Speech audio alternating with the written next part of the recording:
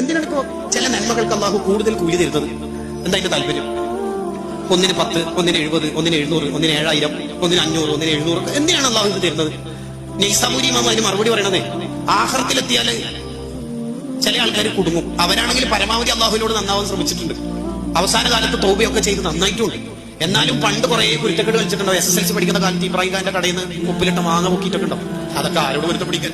പരമാവധി പൊരുത്തപ്പിടിച്ചിട്ടുണ്ട്. പക്ഷേ ഇബ്രാഹിം ഖാൻ മരിച്ചുപോയി, അനന്തരാവകാശികളില്ല. എല്ലാ സാധ്യമായ രീതി മൂപ്പര് ഇടപെട്ടിട്ടുണ്ടെങ്കിലും എന്നാലും ചില പ്രശ്നങ്ങൾ മൂപ്പര് മഹ്ശറിൽ എത്തുമ്പോൾ ഉണ്ടാവും.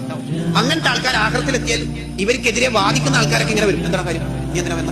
എന്താ ഗീബത്ത് പറഞ്ഞിട്ടുണ്ട്? ഇത് നിനക്കെന്താ വേണ്ടത്? മൂപ്പര് സുബ്ഹാനല്ലാഹിന്റെ കൂലിയാണ്. എന്നാ സുബ്ഹാനല്ലാഹിന്റെ കൂലി റമദാനിൽ ചൊല്ലിയാൽ 1000 അതിന്റെ കൂലി.